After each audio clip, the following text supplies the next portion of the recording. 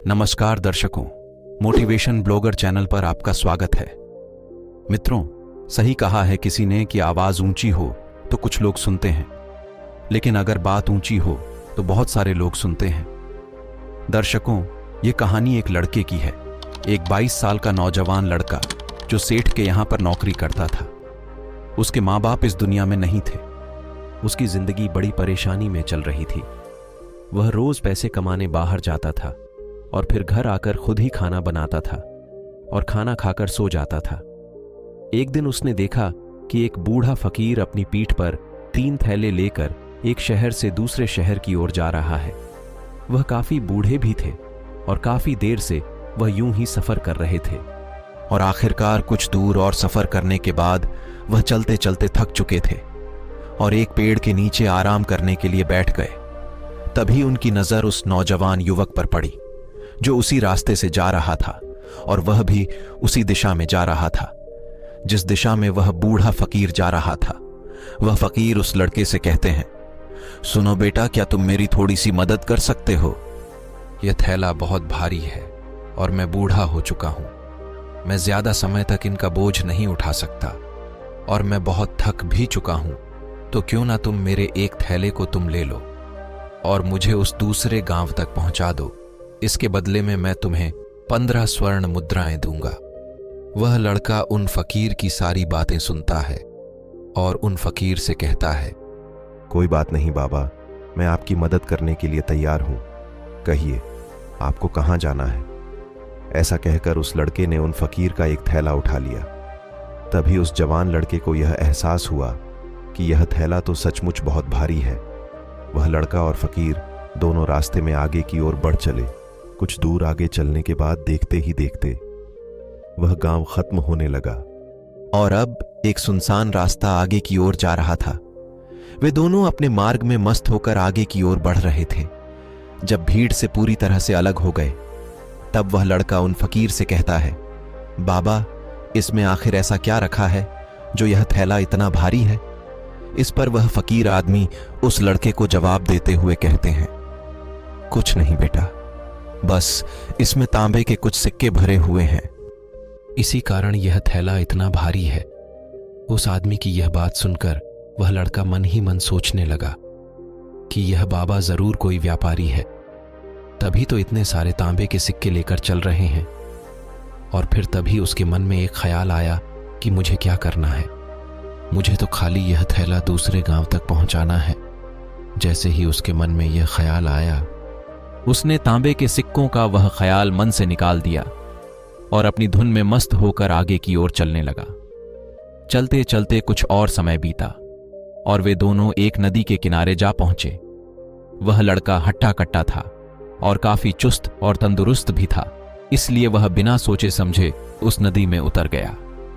किंतु वह फकीर अब भी किनारे पर ही खड़े थे। इस पर वह लड़का उस फकीर से कहता है, क्या हुआ बाबा, चलिए आइए, हमें यह नदी पार करनी होगी, तभी तो हम उस गांव तक पहुंच पाएंगे।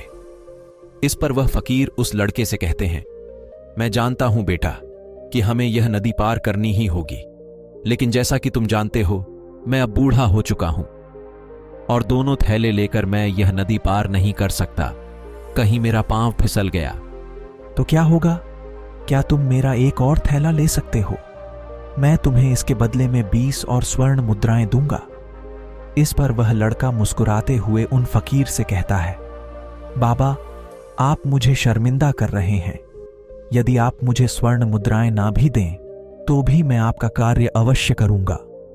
मैं आपको उस दूसरे गांव तक जरूर पहुंचाऊंगा। इस पर वह बूढ़ा आदमी मुस्कुराते हुए उस लड़के से कहते हैं, बेटा, तुम तो बड़े ही भले इंसान लगते हो। इतना कहकर उस बूढ़े आदमी ने दूसरा थैला भी उसे दे दिया। उस लड़के ने जब दूसरा थैला अपने कंधे पर रखा तो वह थैली भी उसे बहुत ज्यादा भारी लगी, लेकिन उसने वहां पर कुछ नहीं कहा। जैसे तैसे से उन दोनों ने नदी पार की। नदी पार करने के बाद बातों बातों में ही उस लड़के ने उन फकीर से कहा, बाबा, आखिर इस दूसरे थैले में क्या है? इस थैले में भी बहुत वजन है। इस पर वह बूढ़ा आदमी बोला, बेटा, इसमें चांदी के सिक्के हैं। कुछ दूर आगे बढ़ने के बाद एक बार फिर एक सुनसान रास्ता आता है। उस सुनसान रास्ते को देखते ही उस लड़के के मन में तरह तरह के विचार उत्पन्न होने लगते हैं। वह यह सोचने लगा, अरे यह तो सुनसान जगह है। अगर मैं यह सिक्के लेकर यहां से भाग जाऊं तो यह बूढ़ा आदमी मुझे कभी नहीं पकड़ पाएगा, और यहां पर कोई है भी नहीं जो इनकी मदद कर पाए। और वैसे भी ये बहुत सारे सिक्के हैं, मैं इनसे अपना नया व्यापार शुरू कर सकता हूं। और वैसे भी यह बूढ़ा फकीर अब इन पैसों का क्या करेगा?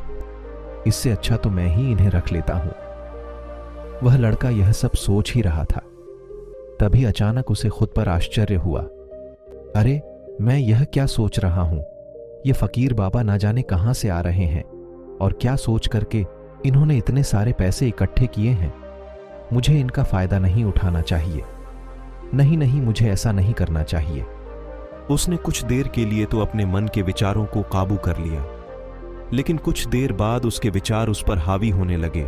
वह लड़का 2 थैले लेकर उस बूढ़े आदमी के पीछे पीछे चल रहा था, और कुछ दूर आगे चलने के बाद एक पहाड़ी आई। इस पर वह फकीर बाबा उस लड़के से कहते हैं, बेटा, इस पहाड़ी पर मैं नहीं चढ़ पाऊंगा, मैं काफी बूढ़ा हो चुका हूं। यदि तुम मेरा तीसरा थैला भी ले लो तो मैं तुम्हें 30 और स्वर्ण मुद्राएं दूंगा, लेकिन याद रखना इसे कहीं गिराना मत, कहीं यह थैली खुल ना जाए। इस पर वह लड़का उन फकीर से कहता है, क्यों बाबा, ऐसा क्या है? इस पर वह बूढ़ा आदमी उस लड़के से कहता है, बेटा, इसमें स्वर्ण मुद्राएं हैं। यह सुनकर वह लड़का मन ही मन बहुत प्रसन्न हुआ। उसने चुपचाप वह थैली भी उस फकीर से ले ली, और देखते ही देखते वे दोनों मार्ग में आगे की ओर बढ़ने लगे।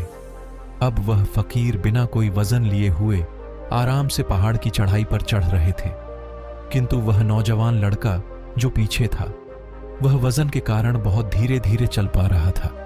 लेकिन जब से उसने सोने का नाम सुना था, उसका मन तो छलांग मार रहा था। वह मन ही मन सोच रहा था, अगर मुझे यह सारा धन मिल जाए तो मेरा पूरा जीवन आराम से कट जाएगा।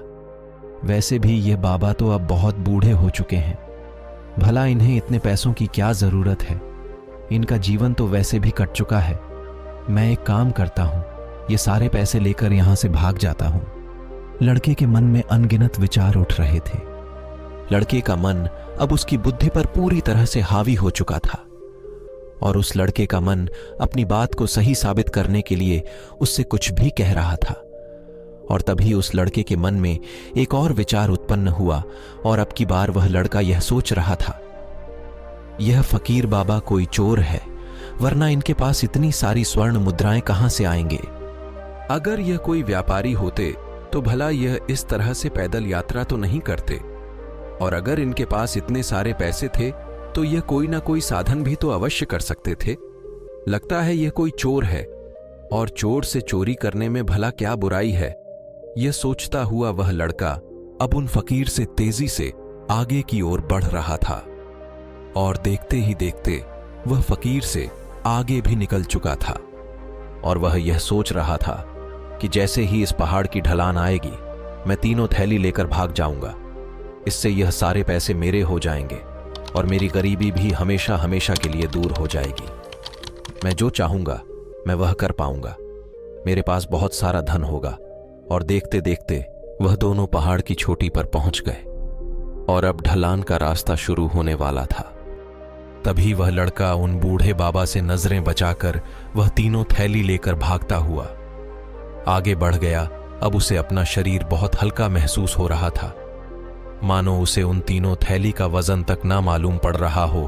काफी दूर दौड़ते दौड़ते किसी तरह से वह अपने आप को बचते बचाते अपने घर पहुंचा। अब उसकी खुशी का कोई ठिकाना नहीं था। उसने सोचा, क्यों ना मैं जल्दी जल्दी इन थैली में से वह सारे पैसे निकाल लूं। ऐसा सोचकर जब उसने थैली खोली तो पहली गठरी में उसे लोहे से जंग भरे हुए सिक्के मिले। इस पर उसने फटाफट उसने दूसरी थैली खोली, उसमें भी उसे लोहे के जंग लगे हुए सिक्के ही मिले। यह सब देखकर वह लड़का बड़ा दुखी हुआ। आखिर यह सब क्या हो रहा है? उस बूढ़े बाबा ने तो मुझसे और ही कुछ कहा था। अब उसने वह सोने वाली थैली खोली, और उसमें भी लोहे के जंग लगे हुए सिक्के ही निकले। यह देख वह लड़का बड़ा क्रोधित हुआ। उसने सोचा, उन फकीर ने मुझसे झूठ क्यों कहा। वह यह सब सोच ही रहा था कि तभी उसकी नजर उस थैले में पड़े एक पत्र पर पड़ी। उसने वह पत्र उठाया और उस पत्र में लिखा था, यह पूरा नाटक ईमानदार व्यक्ति की खोज करने के लिए रचा गया है और मैं इस राज्य का राजा हूं। मेरी कोई संतान नहीं और इसीलिए मैंने यह षड्यंत्र रचा है ताकि मैं अपने राज्य में किसी एक ऐसे ईमानदार व्यक्ति की खोज कर सकूं जो मेरे बाद इस राज्य का राजा बन सके और इस राज्य भार को संभाल सके।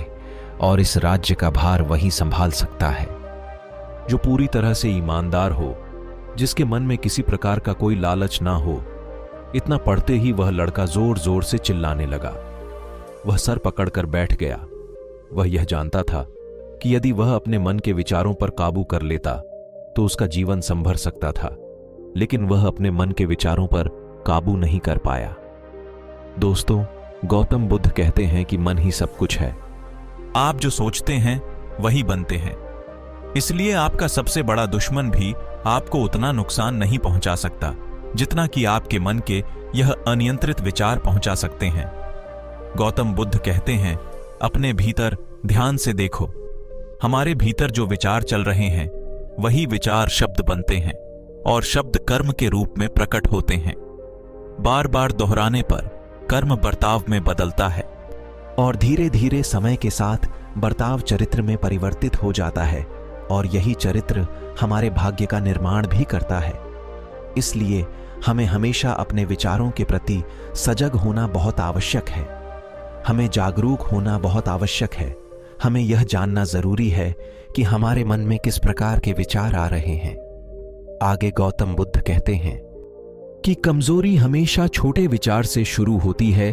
यह एक बीज के रूप में होती है और यदि इस बीज को नष्ट ना किया जाए तो यह छोटा सा विचार बहुत जल्द ही एक विशाल वृक्ष का रूप ले लेता है और हमारी बुद्धि की सोचने और समझने की क्षमता को पूरी तरह से नष्ट कर देता है।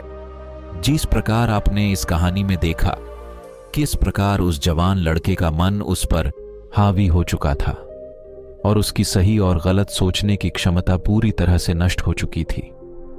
उस कारण वह यह समझ नहीं पाया कि उसे क्या करना चाहिए और उसके लालच ने उसके भीतर इतनी ऊर्जा भर दी, वह तीनों थैले उठाकर इतनी तेजी से वहां से आगे भाग गया। इसीलिए जब आपके मन में पहली बार कोई गलत विचार उत्पन्न हो, तभी उसे जड़ से उखाड़ देना चाहिए, अन्यथा वह विशाल वृक्ष का रूप ले लेगा और आपको किसी न किसी गलत राह पर वह ढकेल ही देगा। आप चाहकर भी उसे रोक नहीं पाएंगे। लेकिन अब आपके मन में यह प्रश्न उठ रहा होगा कि हम भला अपने मन के विचारों को कैसे नियंत्रित करें। हमारा मन तो इतना चंचल है, वह इतना शक्तिशाली है कि वह हम पर हावी हो ही जाता है। हम चाहकर भी उस पर नियंत्रण नहीं कर पाते। इसको जवाब देते हुए गौतम बुद्ध हमें दो बातें समझाते हैं। पहली बात, सही इरादा विकसित करो। कई बार आपने देखा होगा कि आपके मन में कुछ और होता है किंतु आप कहते कुछ और है, क्योंकि आपके मन के भीतर जो कुछ बसा है वही आपके मुख से बाहर भी निकल रहा होता है। लेकिन जब हमसे वह गलती हो जाती है तो उसके बाद हमारा मस्तिष्क अच्छी तरह से काम करना शुरू कर देता है।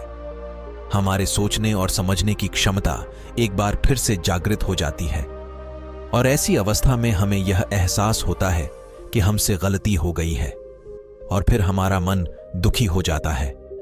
हमारा मन अफसोस से भर जाता है और इस भारीपन और दुख से बचने के लिए गौतम बुद्ध हमें सही इरादा विकसित करने के लिए कहते हैं।